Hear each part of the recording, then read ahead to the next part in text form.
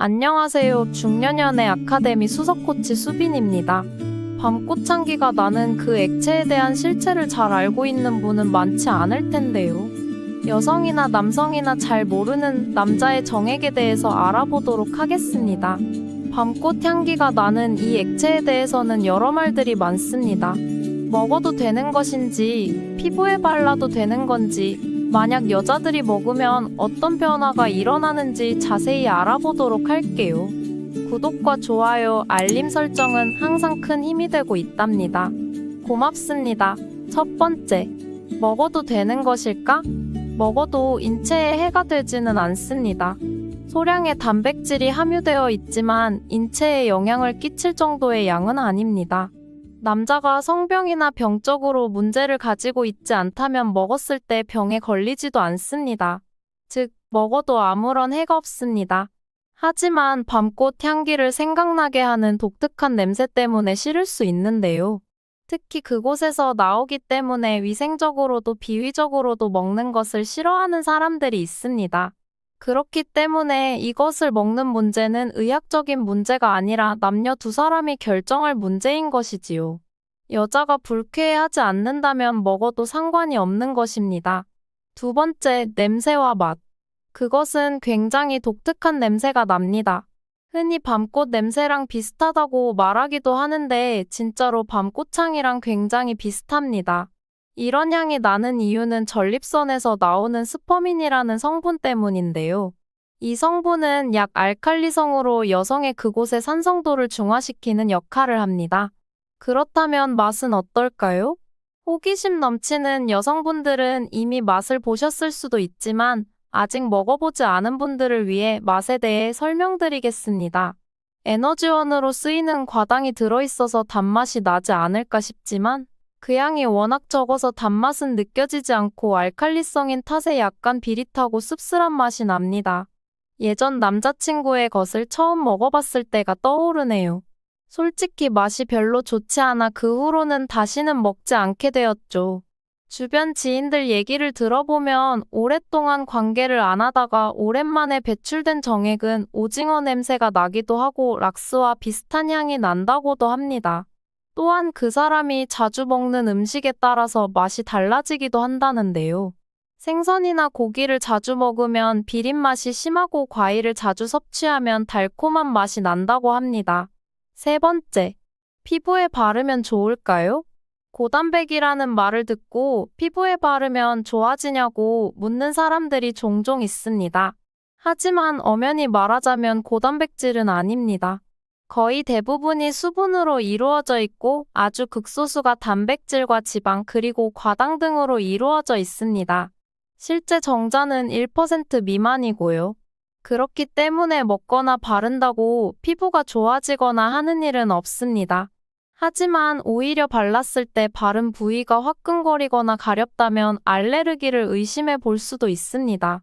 소량 함유되어 있는 특정 단백질 성분이 여자의 피부에 알레르기 반응을 일으키는 것이죠. 네 번째, 배출을 많이 하면 빨리 죽나요? 예전에는 양이 정해져 있기 때문에 많이 배출하면 건강에 안 좋다는 말이 있었습니다. 태어날 때 평생 동안 사용할 수 있는 양이 정해져 있다는 것이었죠. 그러나 현대의학에서는 의학적으로 전혀 근거가 없는 말이라는 게 밝혀졌습니다. 오히려 나이를 먹어가면서 세포 기능이 저하되기 때문에 규칙적으로 배출해준다면 전립선암 예방 효과와 함께 성기능 유지에 도움이 되는 것으로 알려져 있습니다. 다섯 번째, 여성들의 암 예방 효과. 정액의 새로운 기능 중 밝혀진 바에 의하면 여성의 유방암과 난소암을 억제하며 자궁경부암 바이러스를 없애는 데 효과가 있다는 사실이 밝혀졌습니다. 지난 2003년 정자를 제거한 정액에서 광물질인 아연 등 3가지 성분을 뽑아 실험한 결과 여성들의 난소암 세포를 없애는 데 효과가 있다는 사실이 밝혀졌습니다. 여섯 번째, 싸기 전에 참는 게 정력에 좋을까요? 관계를 가지되 사정하지 않는 것이 좋다고 주장하는 것이 동양의 성의학으로 저비불로라고 합니다. 이것은 욕구를 유지시키고 관계를 자주 가졌을 때 발생하는 피로도를 줄여주는 데 도움이 됩니다. 이런 훈련을 계속하다 보면 기능도 향상되기 마련이죠. 7번째, 자기 위로를 많이 하면 양이 줄어드나요? 자기 위로는 인간의 욕구에 따른 지극히 정상적인 활동입니다.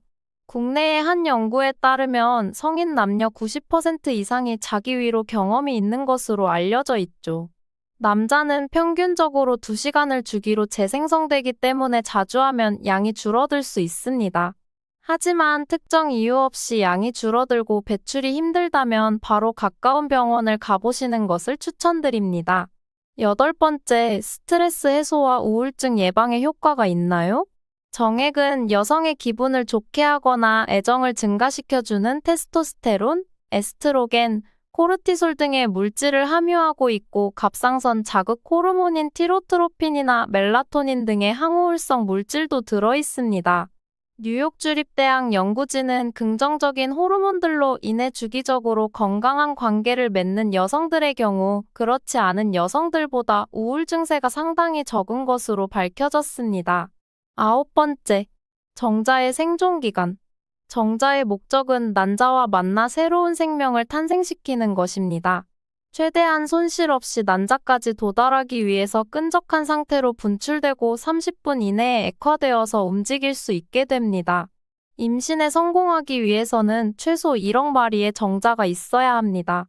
질내에서는 4시간 정도 생존 가능하고 안에서는 3일까지도 생존이 가능합니다. 그래서 관계를 가지고 3일까지를 임신 가능일이라고 봅니다. 이외에 밖에 배출하는 경우엔 습도와 온도가 잘 유지되면 하루 정도는 생존할 수 있지만 그냥 휴지에 묻어있는 경우라면 수분이 증발해서 30분 정도 생존 가능한 것으로 알려져 있습니다. 그리고 이것을 먹게 되면 순간 위산에 의해서 바로 파괴되기 때문에 생존이 불가능합니다. 10번째, 진료를 받아야 하는 상황. 특별한 이유 없이 양이 줄어들거나 배출했을 때 색이 평소와 다르다면 혹은 피가 섞여서 나온다면 바로 병원에 가보시길 바랍니다. 일시적인 현상일 수 있지만 가볍지 않은 병에 걸린 것일 수 있으니 바로 병원에 가보는 게 좋습니다. 11번째, 무정자증. 무정자증이란 확대해서 들여다봤을 때 정자가 보이지 않는 상태를 의미합니다. 일반 남성의 경우엔 10명 중 1명에게 증상이 발견됩니다. 정상적인 정자수는 1억 6천만 개 정도입니다. 100만 개 이하는 무정자증이라 하고 50만 개 이하면 절대무정자증이라고 합니다. 또 폐쇄성 무정자증은 고안에서 정상적으로 생산되기는 하지만 배출로가 없거나 정관이 없어서 사정이 되지 않는 경우에 발생하는 증상입니다. 이것은 고안에서 정자를 생산하는 것에 문제가 생겨서 발생하는 질환으로 특별한 증상은 없습니다. 다만 무정자증이 호르몬에 의해 발생하는 경우에는 호르몬 이상으로 인한 증상이 나타날 수 있습니다. 12번째, 정액에 좋은 음식. 바로 아연이 풍부한 굴입니다. 정자 생성과 유지에 많은 기여를 하는 영양소가 바로 아연입니다. 특히 천연정력제로 잘 알려져 있는 굴은 아연이 아주 풍부합니다. 그래서 정력을 향상시키기 위해서 많은 분들이 아연을 따로 챙겨 먹기도 합니다. 오늘은 남성과 여성들도 잘 모르는 정액에 숨겨진 효과와 정보들에 대해서 알아봤습니다. 먹어도 해로울 건 없고 적당한 주기의 배출은 파트너나 스스로에게도 모두 긍정적인 것으로 밝혀졌죠. 아직도 많이 배출하는 게 안 좋다고 생각하신다면 적당히 배출하는 것은 오히려 건강에 도움이 되니 적당히 배출하시는 것을 추천드려요. 중년연애 아카데미 수빈이는 중년의 모든 사랑을 응원합니다. 구독과 좋아요, 알림 설정 잊지 않으셨죠? 시청해주셔서 감사합니다. 오늘도 좋은 하루 되세요.